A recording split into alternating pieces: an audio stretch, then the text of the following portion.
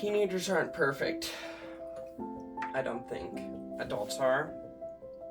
I don't think grandparents are. I don't think any of us are.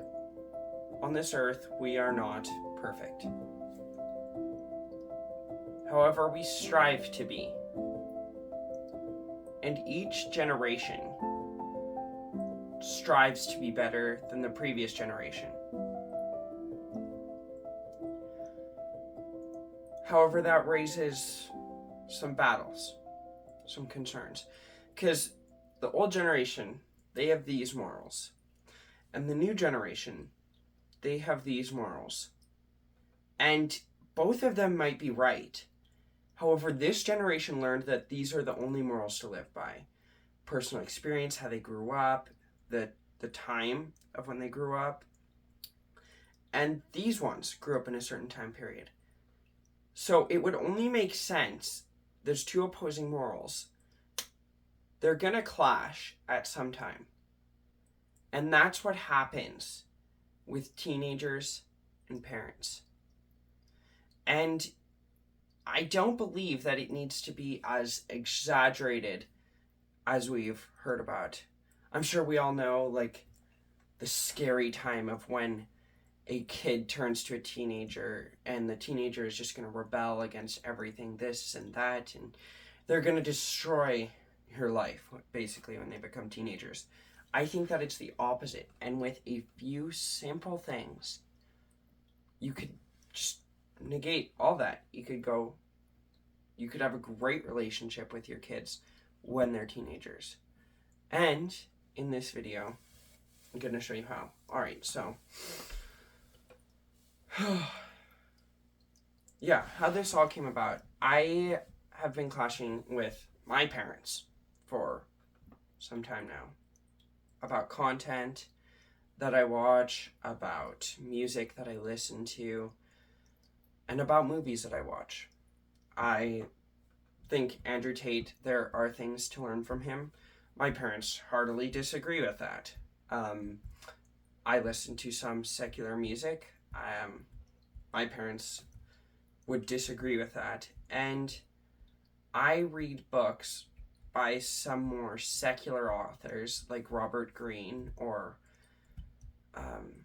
I guess Cal Newport isn't really secular, but how to negate this? I think parents need to work with their children and not see it as a battle, but as something to talk through. I know one thing that would be super beneficial in my relationship with my parents would be just to talk sometimes. Like, I talk with my friends and people I work with. I can just talk about my ideas. It's not a fight. It's not trying to prove one thing or another. It literally is just talking. And it's like, this is what I believe. Parents, they're much older. They have more years on you. Most likely, if you get into a debate with them, they will win. And as a parent, this isn't beneficial for your kids. Because if you win against your kid in a debate, they're just going to go to all the social media and affirm what they have already believed. You aren't helping by winning.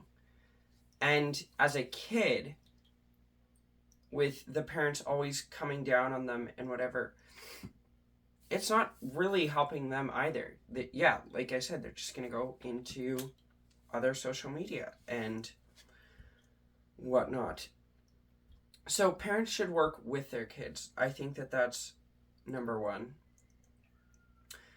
Number two, in Robert Greene's book, the 48 Laws of Power, the Laws of Human Nature, he talks about how the emotional self within us, it thrives on ignorance. Let me explain. So, if we are unconscious of our emotions, we cannot fix them. If you are depressed and you don't know the reason for your depression, you aren't gonna fix your depression. When you go to therapy, if you're depressed or something, they'll come and they'll find the root cause. This right here is a memory back then. Something. You formed an ideology. I'm a loser. I can't win. I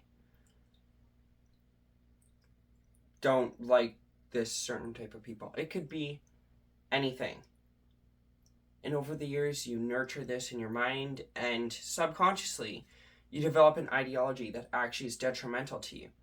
And then you start focusing on all the negatives because your world's going bad, and you become depressed. With your kids, you need to make them aware of their emotions.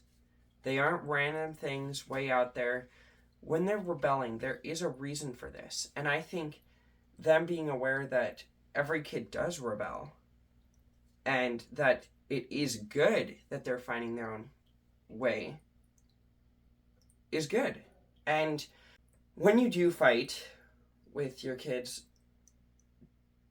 do not condemn them or yell at them or prove that you're right. Like I said before, you're supposed to redirect the energy.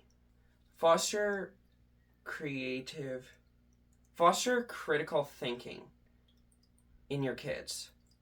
They shouldn't be just so caught up in their own ideas that they're unwilling to hear other people's opinions. You should foster a sense of learning in your children. Your kids should be able to go out in the world and be able to look at any topic, not just the ones you teach them, and with their own critical thinking, work through it. You can't teach your kids every single thing, but you can teach them how to learn and tackle every single thing. Well, anyways, thank you for watching this kind of ramble. Yeah, I think that this is probably going to be it for this video. Yeah, those are just kind of some of my unfiltered thoughts.